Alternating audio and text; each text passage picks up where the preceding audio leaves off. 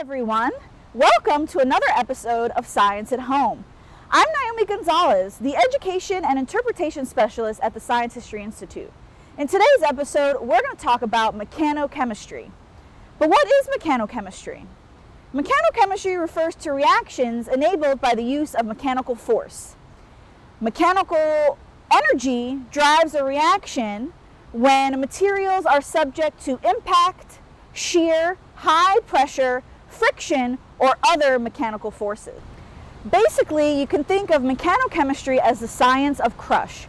Crushing is a technique humans have used for centuries to transform or change different materials. And we've developed lots of different tools to help us crush things. Some of them might even look familiar to you. Like a mill, for example, which uses grindstones to grind grains like wheat, rye, or corn into flour. Grain milling produces a grinding, impact, or shear force that reduces the size of the particles. Different milling practices can affect the type of flour produced. For example, some flour can be coarse or a little rougher in texture, or the flour can be smooth or finer in texture, depending on the grinding techniques used. But what exactly happens in a mill? What's a grindstone, and how does it work to grind grains like corn into flour? Let's visit my friend Ross over at Washington Crossing Historic Park in Bucks County, Pennsylvania, to learn more. Hi, Ross.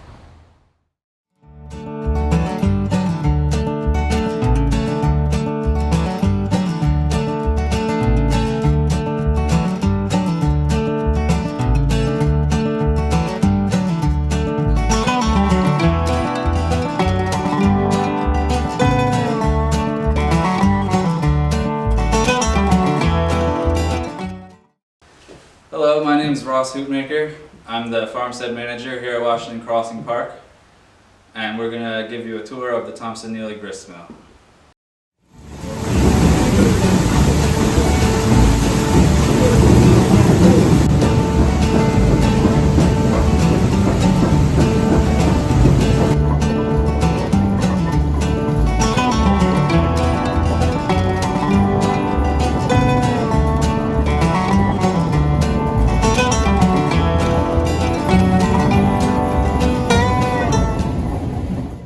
Right now we're standing in the third gristmill that was built on this property by the Thompson-Neely family. The first one was built back in the 18th century, but then when the canal came through this area, they were forced to relocate to this current site. So in 1830 they built a mill right here. That unfortunately burned in the 1870s and was rebuilt in 1876. But here at the park we've restored the mill to how it would have been in 1830. There were a lot of new innovations that had just come on the scene with milling at that time. So we like to take the opportunity to talk about those. So here at the gristmill, we grind a number of grains, definitely wheat to make flour. We also grind a lot of corn, even some rye now and then. But today we're going to talk mainly about corn. This is the stone where we grind the corn. But first off, we got to get it off the cob. So let me take you over here and show you how that's done. Right here we have a machine called a corn sheller. And this is a very fancy one that was developed in the 19th century. And it's basically a mechanical gear that has a set of teeth inside. When I turn this lever, get the whole thing going. This can be done by hand as I'm doing now, or it could even be integrated with the mill's machinery to run off the water power. And the corn cobs will be fed in right here. You can feed 2 at a time. The teeth that I mentioned are inside here. They crack the kernels off the cob. And then we have a sifting mechanism at the bottom where the corn cobs will roll out the end. We have a bucket to catch them. And then the corn kernels come out here on this side, and the dust and other waste that's created comes out here. And then we would take the kernels back over to the grindstone and get grinded.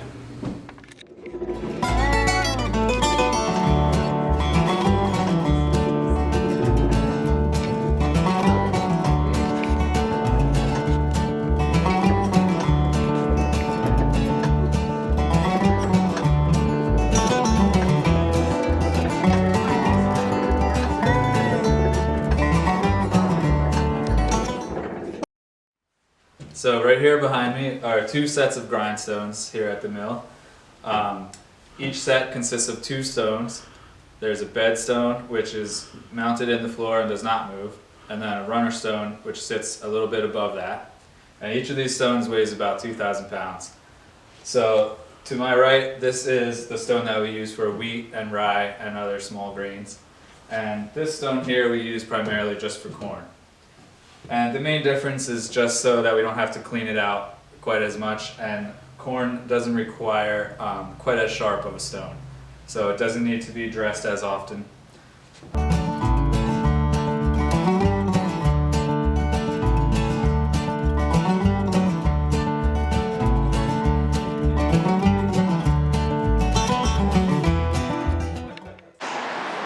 Here outside the mill we have some discarded millstones that were used here previously, but this one is flipped on the right side so you can see the dressing and the grooves that are actually carved into the surface.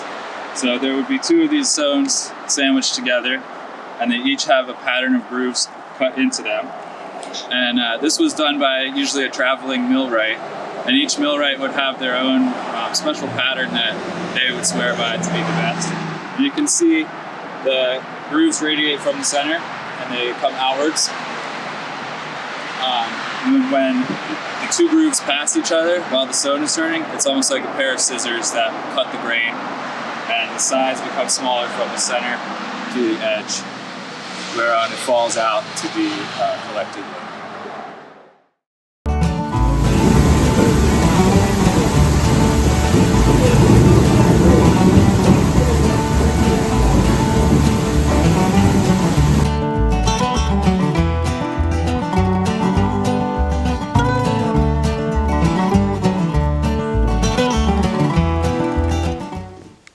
Right here behind me you can see our water wheel. This is the heart of the operation. This is what's known as an overshot wheel. So the water comes in at the top and falls over the edge. And that gives us the benefit of gravity as well to give more power. This is actually the most efficient of the water wheel designs. We capture the power from the rim here, where you can see the iron teeth that then link up with a gear that turns our main drive shaft, which is the horizontal shaft you see running along this section. From that point, it enters this area, which is essentially our transmission for the mill. There's three pathways that can be selected to move the power to different parts of the building. There's one for each set of grindstones. This will be our wheat and rye stone and the corn stone over here. And it's engaged by lifting the lever, which would allow the cog here to drop and fall into place to link up with the drive wheel. Then in the center we have a third shaft which controls the other processing equipment like the grain elevator and the bolter.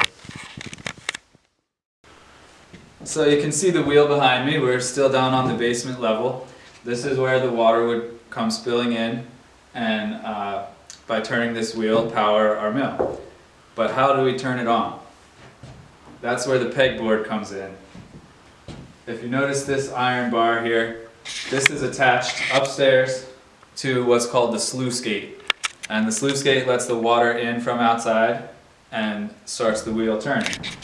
We can open that gate by a different amount, from 1/4 inch all the way up to 5 inches, by selecting a different pin and a different placement on this board.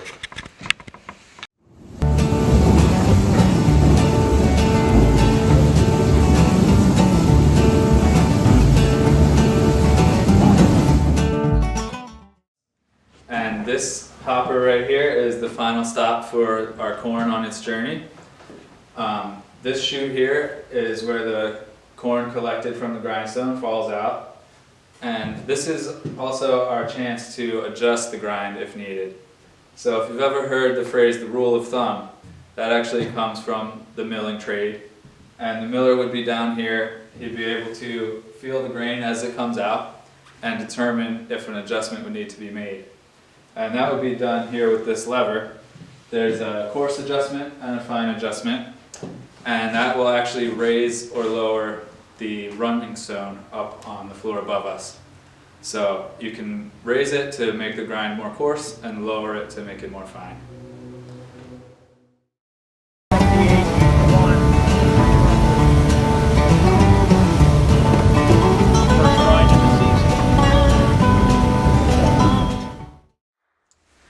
Here we have some examples of different grinds that are possible here at the mill.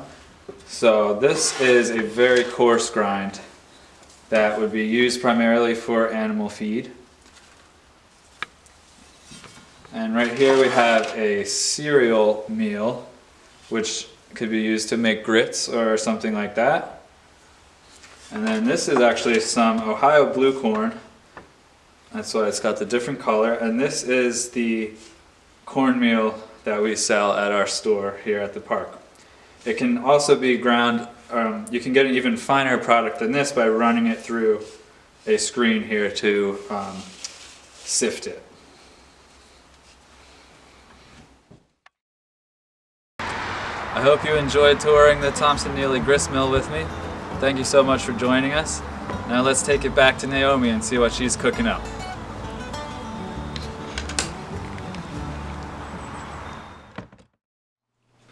Thanks, Ross. Wasn't that really cool? Do you think we could replicate something like that in our own kitchens? Well, unless you have a mill in your kitchen, probably not. But there might be some other tools that we can use to help us grind grains like corn, though on a much, much smaller scale. So this here is called a mortar and pestle, P-E-S-T-L-E. It's a set of two simple tools, 1, 2, that have been around since the Stone Age. And they're used to prepare ingredients and substances by crushing and grinding them into a fine paste or powder. You can find them in your own kitchen cabinets, but you can also find them in laboratories and even in pharmacies. And you'll find that they come in an array of different sizes and are made from a lot of different materials.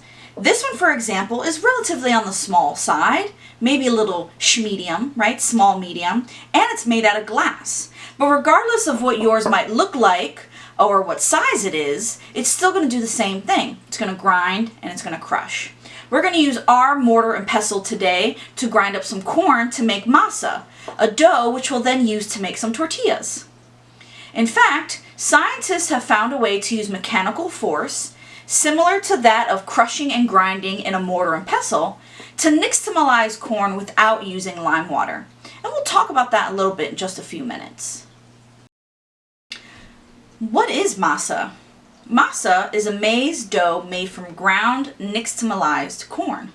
Maize, or corn, has been a food staple in Latin American countries for thousands of years and continues to be today.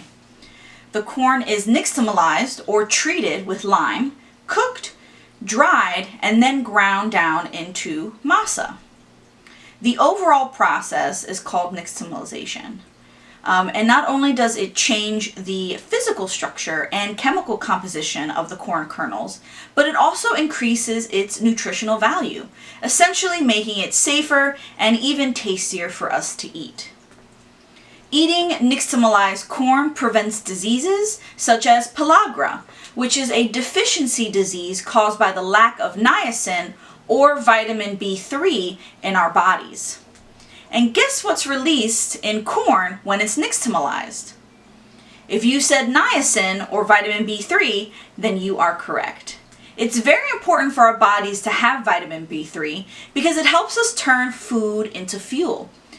It helps us use fats and proteins, and it keeps our body, like our liver, our skin, hair, and eyes, healthy. So it's a very important vitamin. Now let's get to making our masa. Okay, so we don't need a lot of ingredients when we make our masa. The main ingredient is corn, which I have about a cup here. You'll also need something called food grade lime, L-I-M-E. Not that little green fruit, but this is actually a white odorless powder that is sometimes called Cal, C-A-L, pickling lime, or Cal Mexicana, which is the brand that I have here. And I have about half a teaspoon or so of the powder. What you're going to do first, once everything is measured out, you want to put your corn into a pot here. So get all of it out. Okay. Now you want to put enough water in your pot here to cover. So I have about a cup of corn and I have about 2 cups of water. So we're going to go ahead and add that. You want it just enough to cover.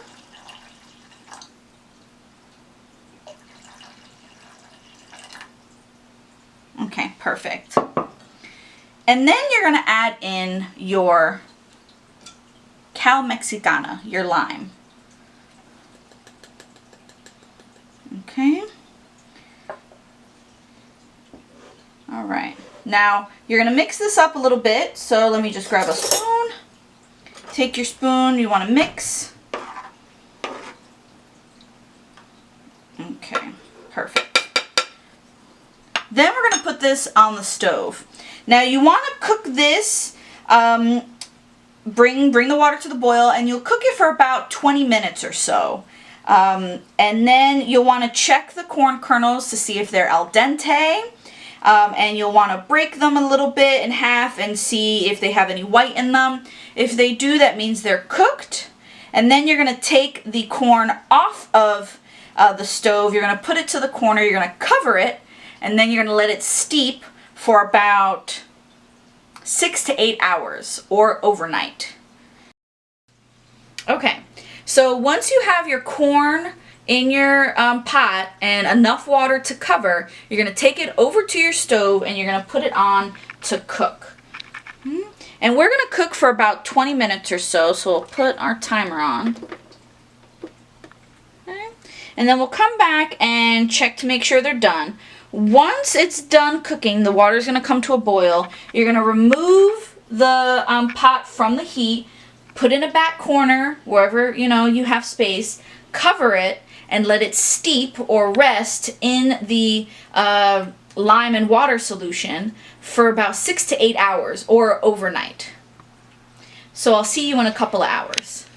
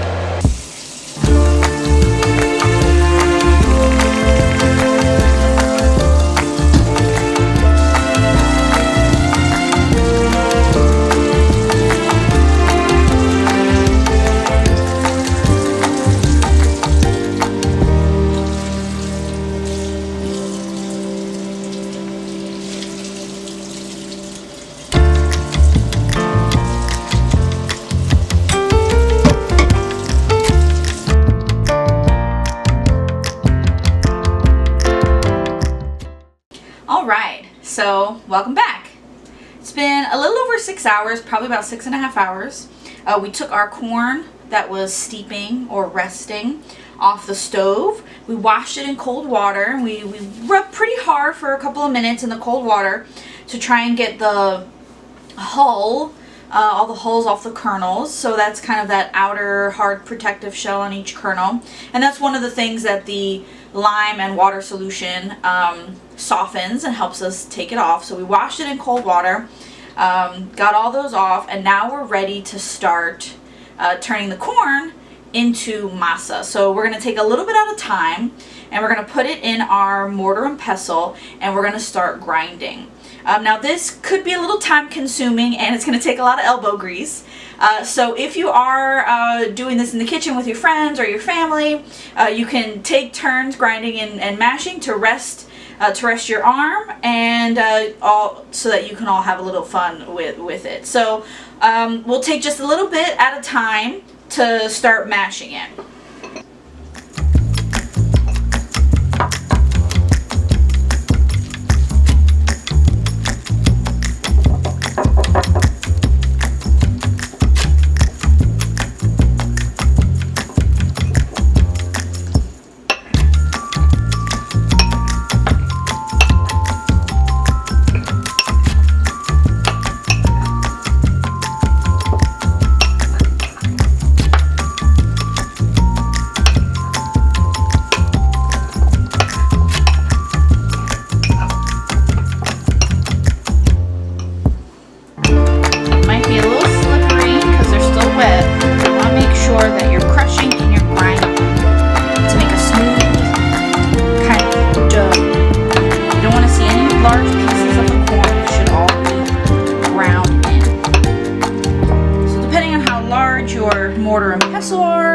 or the material they're made of, or how good you are at throwing in that elbow grease and smashing and crushing and grinding.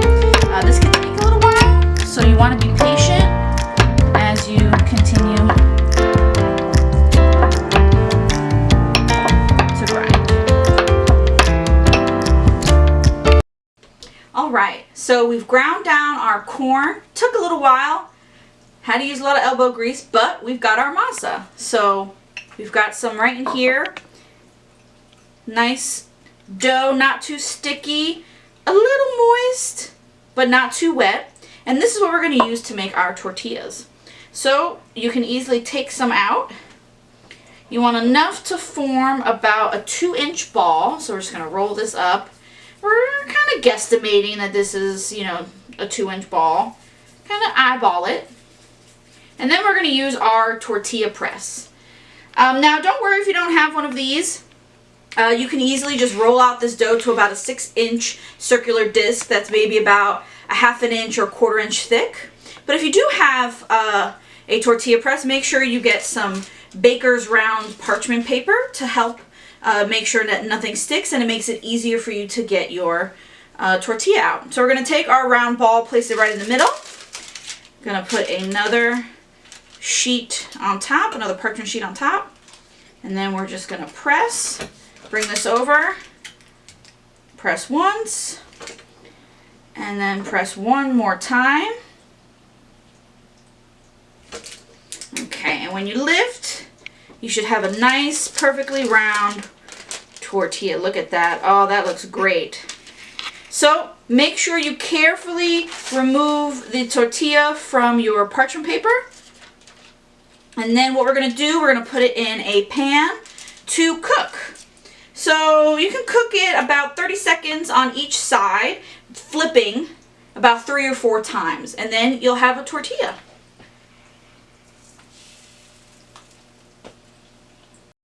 Okay, and with our tortilla cooking and the rest of our masa to get pressed and cooked, it's time to say goodbye. Thank you so much for joining me on today's episode. I hope you learned a lot about mechanochemistry and the importance of nixtamalization.